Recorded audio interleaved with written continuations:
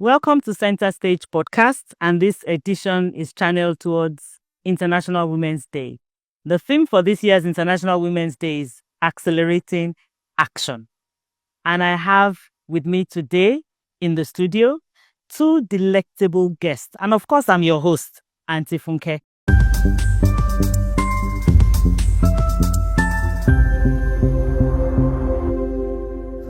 Dr. Adedayo Benjamin Lani, a renowned relationship and entrepreneurship mentor, TV host, and public speaker. She is the Pioneer Mandate Secretary for FCT Women Affairs Secretariat and the FCT Coordinator on Renewed Hope Initiative. A passionate advocate for women's empowerment, girl-child education, and social justice. Dr. Adedayo is also dedicated to supporting persons with disabilities and orphans. Her impressive career spans media, entertainment, events, and architecture, with numerous awards and recognition for her work.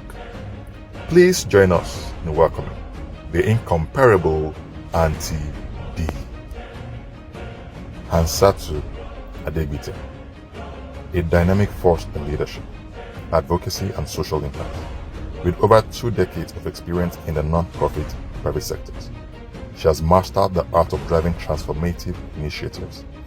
A Harvard Business School alumni and seasoned strategist with an unwavering commitment to diversity, inclusion, and women's empowerment, which has earned her prestigious accolades, including the Award of Excellence from the Federal Ministry of Women Affairs. Thank you. The mandate.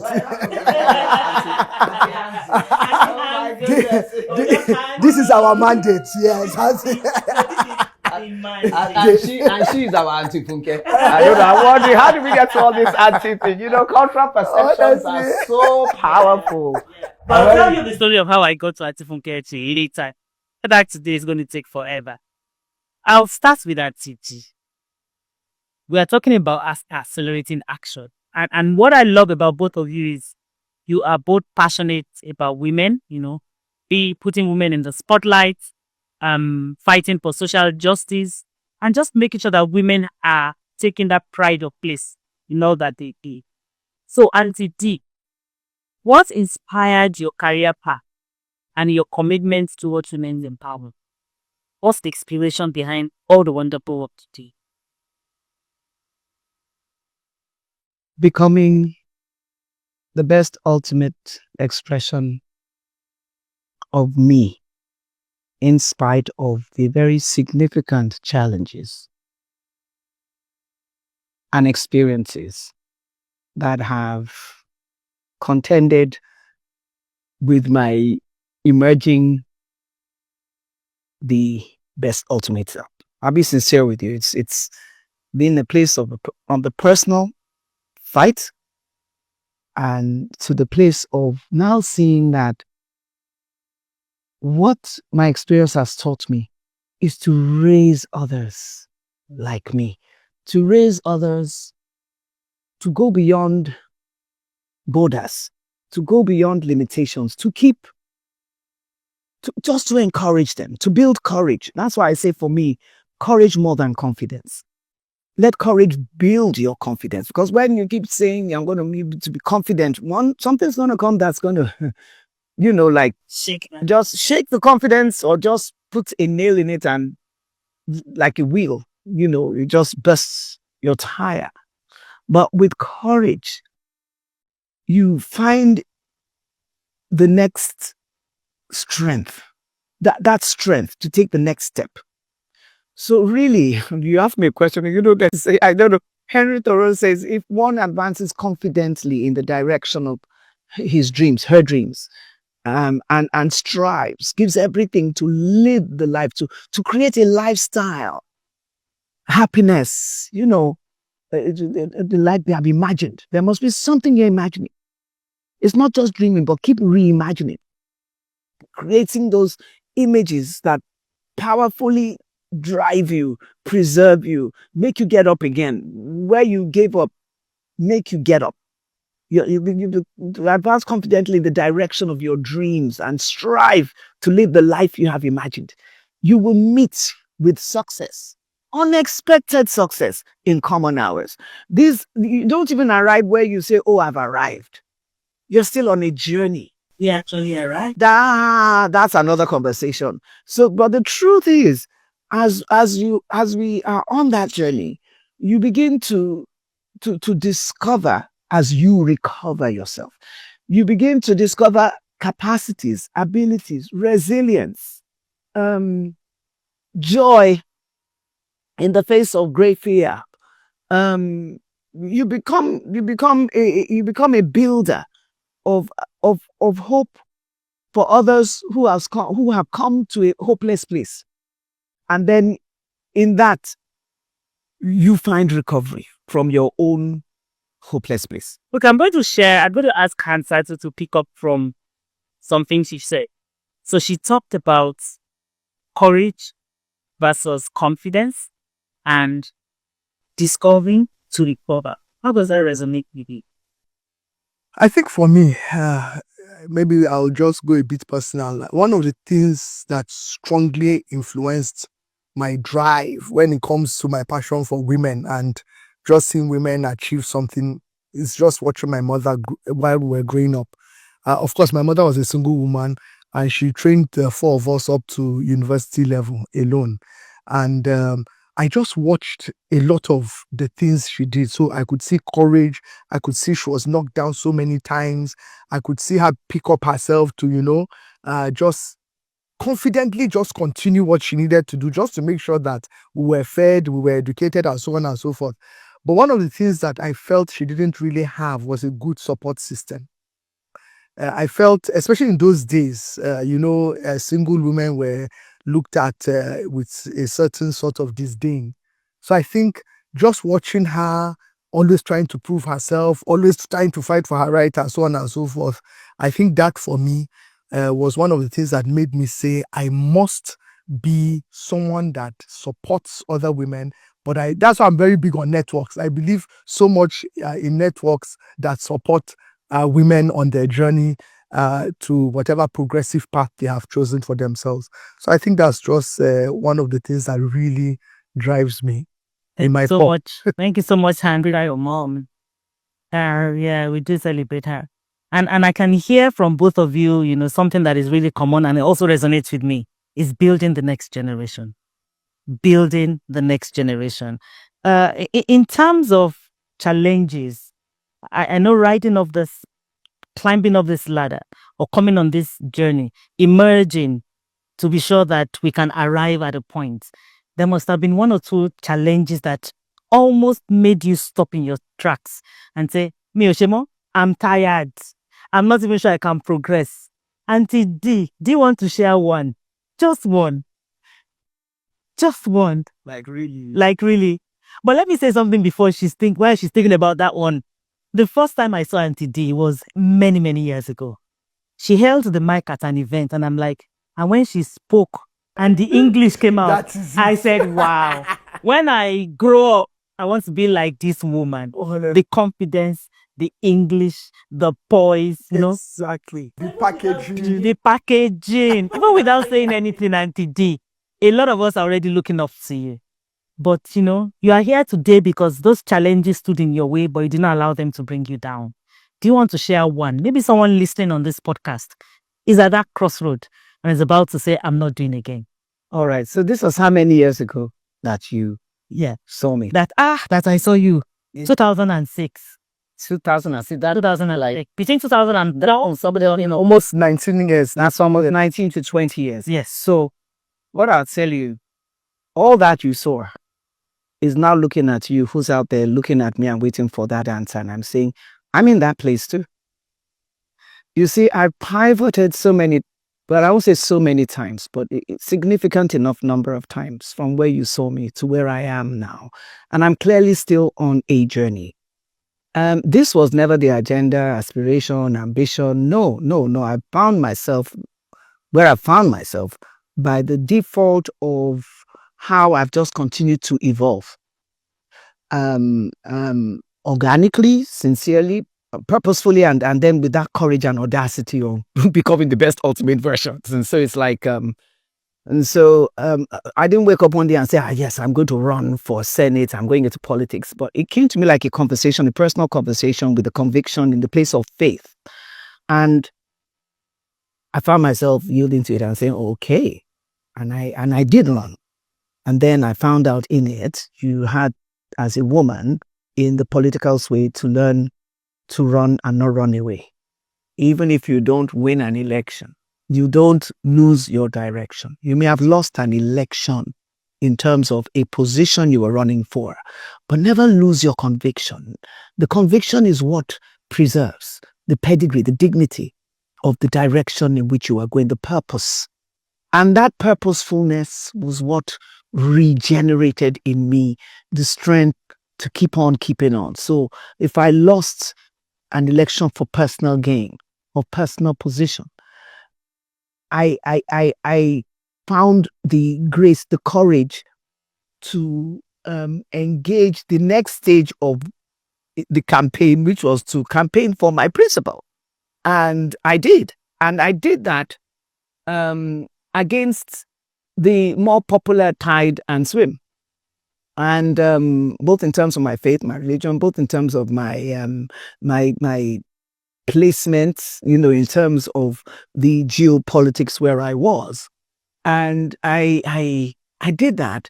And then I merged after that to political appointeeship. And then I've pivoted, coming to a place, if I got into politics by disruption, then I find myself pivoted into political appointeeship. Never having done this before. I worked in public service. Even as an entrepreneur, I was still not the regular cut. And then having to find myself in this kind of an environment where you must be structured by the structure, which I came in as a startup renegade. But you see, over the 1 year, 4 months, I've gone through an education that I could never have gotten in Harvard. Wow. No pun intended, right? This you Education learn by as you go. experience. You learn as you go. And then you got to decide again that I'm not running away. But I'm not running away. So what am I doing? How am I going to do this? As a woman of faith, the mother of Jesus, when she prayed, she said, how shall this thing be? So you find yourself in the how shall this thing be? Because it is this thing, let it be. Because we come in, but the thing is I've come to learn is you must understand systems. Yeah. For you to begin to interpret the processes. If you come in I can believe all things, you do all things, praise God. But you see, I've learned that for you to be a transformer with a transformational implementation and model, first be transactional. Please understand what it is we are transacting with. So I'm saying all this to say that, for you who are out there, even that auntie that you saw, Auntie D, full of all that, packaged with all the, how they put it, with all star class and pizzas. Excuse me, please. Auntie D too is in a place where she's asking, how shall this thing be? So this is where you reset. You must reset. That's why I say courage is so important. The dynamic of courage, the dynamic of, I'm finding resilience in myself. And then fear. Fear is real. Fear is real. Fear is not the absence of courage is not the absence of fear. And fear does not mean that you lack courage. But it determines, once you recognize that you have fear, then you must determine how you are going to deal with it and not let it deal with you. You must be able to put boundaries to it. And that is what no one can give to you, is what you give yourself. Because that is where, in the place where we must reset ourselves to fight the fear, we give up. We melt away. We fall into depression. We become alternative personalities. We are broken pieces. But again, I say, faith, sister support. You understand? Being categorical, more categorical. So I found myself now having to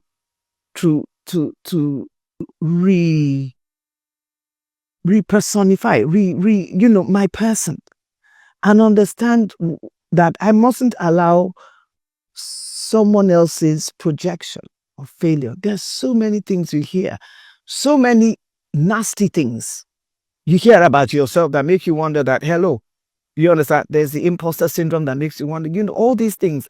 And the worst thing you can do to yourself when you're coming through such a challenging season is try and compare yourself with someone else. Oh, see, this person is doing it so adroitly. What's happening? I'm not together. I'm not experienced for, you're not experienced for this, but you know what? You didn't come there like an empty bag. You came with something. So look into your bag and find your next, I won't call it trick. Well, let's just go to say the bag of tricks. But there's something in you. There's something in me. There's something in every one of us that once we can find that one thing, it will become our weapon of mass destruction. I don't know. You got to whip that fear. We got to deal with it. So what I want to tell you is that, yes, even right now, I ask myself, how am I going to, and the real challenge is, it's not just going to do this, but to excel at this. How am I going to finish well and finish strong? How, even if I'm flapping right now, flailing right now, how am I going to push through this tide that's coming against me and come through to the place where I've beaten it, where I didn't drown in it. I just went so deep. I became an expert at deep water, diving, deep diving. Yes, deep diving. Thank you. I love that answer.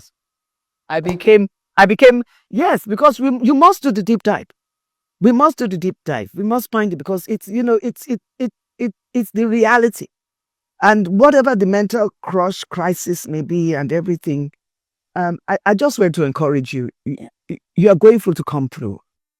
You are not going to break down in that place. You are going to come through this. One thing I do know about this, our dynamo here, is that when she went into that assignment and Sach went into the assignment for 10 years as Wimby's ED, she was coming from a place where she was fighting as a woman, from her own personal battles. She was coming from that place. But we saw you become the profile persona of the CEO that sets the stage for CEOs. No, it's true. And that we must learn to be generous. Be truthful. I'm not in your review. I'm not. This is outside deputy. No. No. This is just the reality. And in every one of us, look at that. Oh, how many years ago you were saying if I could be like Auntie Dad, but where you're sitting center stage now. That's Auntie Funke who's hosting us. And we appreciate you and thank you. And you should have seen the amazing intentional way in which she brought us all up. Outside, there was a blue carpet with flowers. There was my image in the reception. No, not just a picture. It was on the screen. It was there on the screen. Everything for who? Just look at this. Just for two of us coming in for this podcast interview. She celebrated us. And in celebrating us, we are celebrating what? International Women's Month. International women of every color, creed, race, religion. I have a friend in the studio with me, Victoria. We're here because we are celebrating who we are as women who go through to come through. Yeah. So what can I tell you? When you say accelerate action, you are the principal actor. All right. Look at your script again. If you need to scribble something out and rewrite it, do your lines different from what they've given you. Please go ahead and do it. Empowerment begins with empowering you. Empowerment is meant for you first. And then once you are empowered, you empower others. You may never meet, I may never meet you that's watching me, but from now on for the rest of your life after this, let me prophesy. You are going to be empowered to become the best ultimate expression of the you that you are. And me too. And me too. Yeah. Hashtag me too. And amen. Thank you so much, Auntie D. And if you've been listening to Auntie D, I feel like I've just come out of a therapy session. where she's spoken to the core of some of the issues we all deal with, especially as women. And Satsi, there's something about you. If we wake you up at 12 midnight and we ask you to talk about gender, talk about women, you've got it. So I've got a question for you. What do you think the impact of not having gender inclusive brilliance in leadership and governance?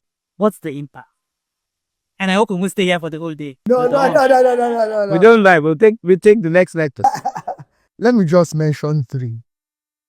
Number one is that there's a very high economic cost to non-inclusiveness of women in decision-making positions, especially on boards of organizations, and just having that power when it comes to having a voice.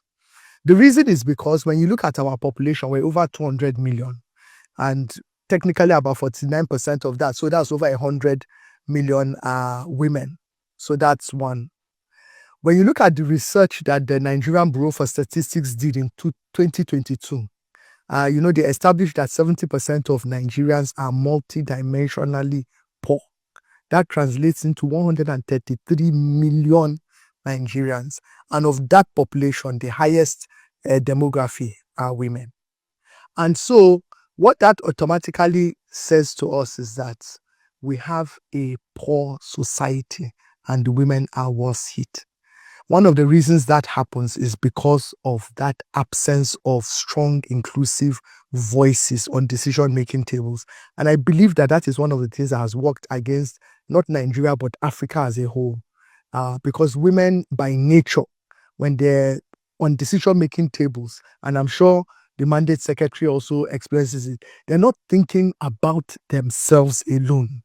They are thinking about their families, their children, and then the community. So when they're bringing in change, and we have examples even in Nigeria, for example, when Mrs. Awoshika went in to be the chairman of First Bank, one of the things they were looking at is that most women didn't have access to finance because they don't have collateral. And so she they created the first GEM product. And one of the things they have there is that women can access loans without collaterals. The only reason that came to be is because it was women driving that narrative. So that is just one. I think the second one, as we are also seeing it, is that the issues that are very pertinent to women, and again, I would say I'm sure the mandate secretary is even seeing them in FCT, be it maternal health, things around the children, just nutrition, even looking at just even the basic things, wash, hygiene and all that. You will see that most of these social problems exist because if there's a budget for something, people are not thinking of all these small. When I say people, I don't want to be seen as being gender insensitive, but the truth of the matter is that that's not their priority. They're looking at the bigger projects and the big stuff. So it is a woman on a table that can stand and say, let's divert this budget to this or that, and to push through to make sure it happens if she is given the opportunity and has the support of others on the table to drive that. And then the last thing is that the less women we have on the table, decision-making table, and we're seeing it a lot in politics, the more the kinds of policies that we need and the domestication of these policies don't come to be. And so we can even have policies that are sitting on the shelf, but they've not been implemented. So I think that speaks for itself. Maybe your first point about making sure that, is it the first or the second or even the third? I don't even know, but the idea is that women need to be able to participate, to be able to be seen, to be heard, and to be given that room to hear their voice. If we talk about mentorship, what can we do differently? There are a lot of young people who are really keen to grow, who are looking for opportunities where they can be mentored, where they can learn, where they can hone their skills. But I'm not sure our society today has defined that structure of mentorship. And sometimes I feel, I'm sorry, I might also be guilty. I feel that sometimes we pay lip service to mentorship because someone can approach me and say, please, can I be your mentee? And I say, yes. But what does that even look like? How can we mentor young women differently? And Titi. the first thing, I'm still going to revert to the first answer I gave about becoming the best ultimate version of you, is becoming a model. Not everyone can be mentored by Auntie D. And even the ones who come around me, if I don't have a structure for it, I don't. So the best way to be mentored is to see what you like modeled, and then you see what you see on a model. Ideally, you go and look to purchase in your size. In your size. In your size. Okay. Your color with your flair. Exactly. We must see mentorship not so much as the fact that I am with Auntie D, I'm living in a house, I'm with her every day. No. You must be able to see certain things. I look at Auntie Ibuku, Abushika. Yes. I don't think I've ever sat with Auntie Ibuku, interacted with her the total span of my lifetime, though I know her and all that. It won't even be up to 6 hours. I know there was one time I intentionally went to look for her for 1 hour. She just managed to give me 1 hour of her time. She shared with me, some of her life experience. I just allowed to drop. I've not had an opportunity to go to Dubai or any of those amazing summits that she hosts. I'm based in Abuja. I am challenged with the busyness of the demands that come at me that already challenge my own availability to be a mentor, effective mentor. So one thing I do believe, like I look at Auntie and I look at her values. I listen to her. And for me, modeling, pushing my life in the direction of the values. I don't know her personal. I don't know what her personal day-to-day persona is. But the persona that she profiles has become for me a persona that mentors me. What is it that shapes my mentality?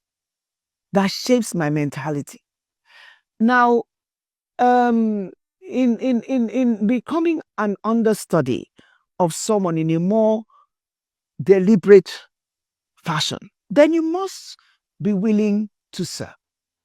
In the place of volunteership,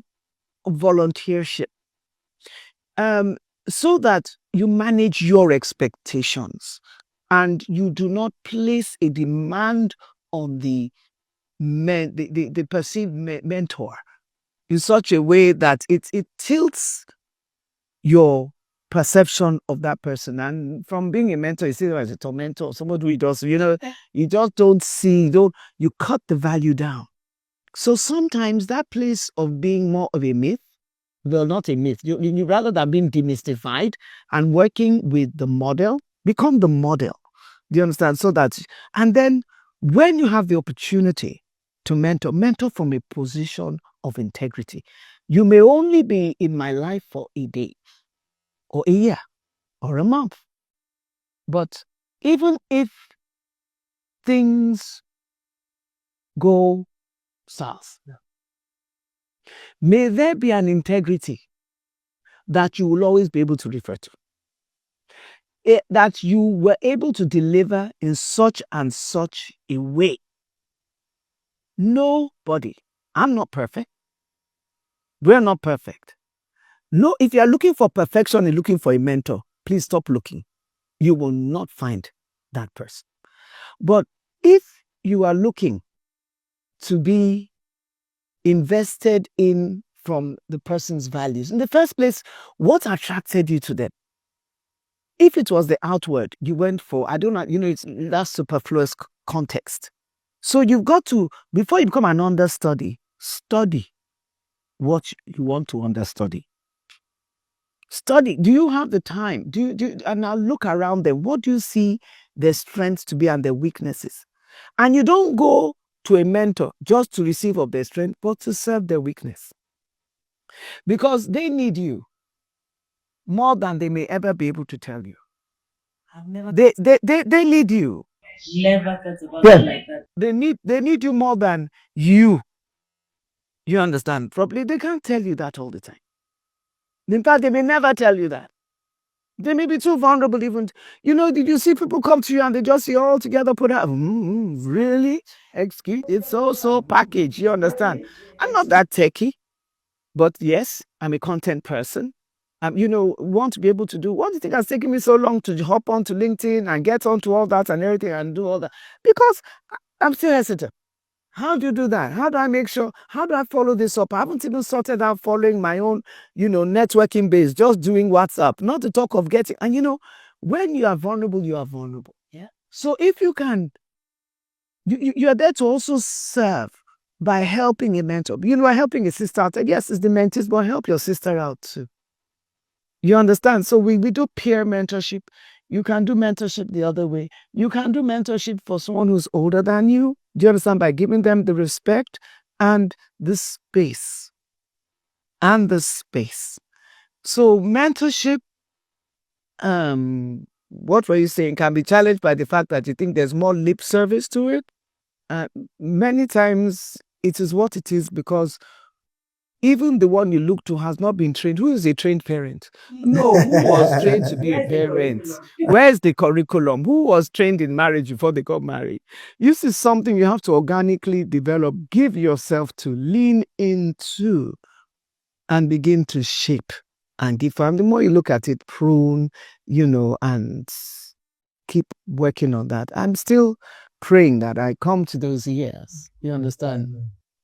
Further ahead sooner than later, but more sooner now than later, where truly I can kind of transit into that place where, yes, that's more sedate Antidio is able to be that model mentor, because we do have a generation that needs it. I love what I see happening between myself and my daughter, and I watch how she watches me, and it becomes more than me, because I try to tell her my truths. Both her and my sons, so that with my sons, you are able to give that woman in your life that space, that opportunity, and then also, to understand, not just me, understand your dad working, because it can't be easy for my husband to be my husband. You understand what I'm trying to say, in the sense that you look at it, not that I'm a, how do I put it? Not like I'm some Dracula woman or something, but there is a pressure when you have a wife like me who works a lot of visible pressure and everything. So I believe that is desiderata. It is the truth that makes us free. And so mentorship is something you keep working. I keep working. My prayer, like I say, is just to become the best ultimate expression and model of a Dio Benjamin Lani before I transit, and that I'm able to articulate. I was just sharing with Hansi how, for me, the lessons I'm learning in the now, in this year and 4-5 months that I've been in this pioneer mandate position, are lessons I must really start writing now. From this, there's no question that I have to come to the place where I write, I direct, I instruct. Christians who want to go into politics, women who want to go into politics. If anybody wants to go into politics, Christian, non-Christian, anybody, don't let me talk to you about the things you have to be real about. Politics, they say, is a dirty game. You have to, but politics takes your being real. And if you will listen, if you will pay attention, if you will see this, you can understand this, it can help you to be better at engaging it than what we see being engaged the way it's being engaged. And we really have to set up support systems. This thing about having women on board, making decisions, it's needed, because even for women, the women programs are not seen as capital projects. I was going to say, who's going to give money to women? Budget is like a zero budget. It's a no budget. It's like just a budget to just indulge. So if we do not create budgets, do you understand? Create networks that help to build, like we're talking about, to the supplies, the support for all of these things that women are doing. We're not going to go very far. I'll be sincere with the politics, be able to work the policies, be able to work the politics. But the truth is, keep pursuing the truth, while at the same time find the handles to transact. We have to build better transactional models with men as with women, with the system and out of the system. We have to do it. So this year for the Federal Capital Territory, here at home, accelerating action means that we're going to be coordinating a women's empowerment engagement in 3 unique ways. One is we're going to be carrying out a training for female mechanics and drivers. We want to be able to, in terms of redefining the perceptions around Women's Day, do something that is more hands-on, perceived as a male-dominated professional space, and one in which really is about skill set, because to empower a woman with skills is to empower her in the place of her economic advantage. And for the Federal Capital Territory, there is something about knowing you have a highly skilled professional female mechanic or driver. And then we also have an engagement and collaboration with Julius Berger. And Julius Berger with the CSR this year are partnering with us, and we're giving away sewing machines and grinding machines, not just giving them away vicariously, but we found women to match them with who need this intervention in their businesses. So fashion designers or young girls, students who are also working to pay their way through school, right? And we're able to put that through. And then with SunTrust Bank, they're also giving out POS machines. We're working with them. They're also helping to sponsor the projects we're doing with the women drivers. And then Access Bank is going to be doing something special for the women with their own women products that they have for empowering them through financial literacy, but also through opportunities that have properly placed their investments. The Renewed Hope Initiative of Her Excellency the First Lady is one which has invested 50,000 naira each in petty traders, has given women items like the grinding machines, cookers, freezers, and generators. And so we're now scaling this through the kind of interventions that we're bringing. So for us, the whole, starting with that on the 5th of March, yes, we're going to be doing the press conference and the presentations. And then basically we're going to just turn the whole of the month into a full celebration. Last year it was with the Abuja accelerators from the UNCSW. I intend to scale that, but we'll come out with a profile, a dossier of what we've done and what we're looking at in going forward. And today you left us with another nugget. Keep pursuing the truth where we find the handles to transact.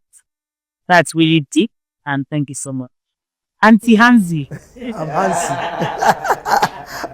I'm Hansi. Any final words from you? No, we are still talking about women, accelerating action for women's equal opportunities. I think I just want to mention 3 things. The first is believe in yourself. You know, most of the time we're looking for validation from others. And one of the things we have to realize is that people will always have an opinion about you, irrespective. So it is not what you do or you don't do. They have an opinion. So just believe in yourself and just love yourself for who you are. See yourself as a work in progress. You are not yet perfect, but we're all working towards our perfection. The second thing is that you will get a lot of no. So many of them. People telling you can't do this, no, you can't have this, or no, you are not the best fit for this. And with every no, it should push you to take a step towards your yes. Because if you allow the no's to ground you, you just create an atmosphere of defeat for yourself. But if you allow them to challenge you, then you take a step to say, even though I'm getting a no, what can I do to walk towards a resounding yes that will not just bring an applause, but it will give me the satisfaction of I have achieved what I set out to achieve. And then the third thing is trust your instinct. You know, a lot of time we second guess ourselves. And when we second guess ourselves, we either don't take any action or we are so full of fear that we think we're not right. So we take somebody else's advice and opinion. And sometimes it makes us miss our mark. So one of the things I've come to realize is that, especially women, we have a lot of intuition. Just trust your instincts. And you'll be surprised that if you believe more in the fact that you have strong, solid instinct, you will get to your desired destination. So with every no, see every no as a step towards your yes. And it's not just a yes, not anyhow yes. A capital Y, a capital E, and a capital S.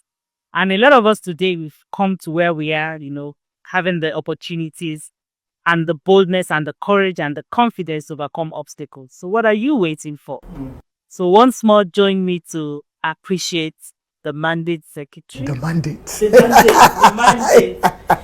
I fondly, and other people also fondly call her Auntie B. Yeah. Thank you so much. Thank for you. taking time. You know how busy you are. We know how much of yourself you put into this position. And we are all solidly behind you. You have our support. In any way we can continue to collaborate.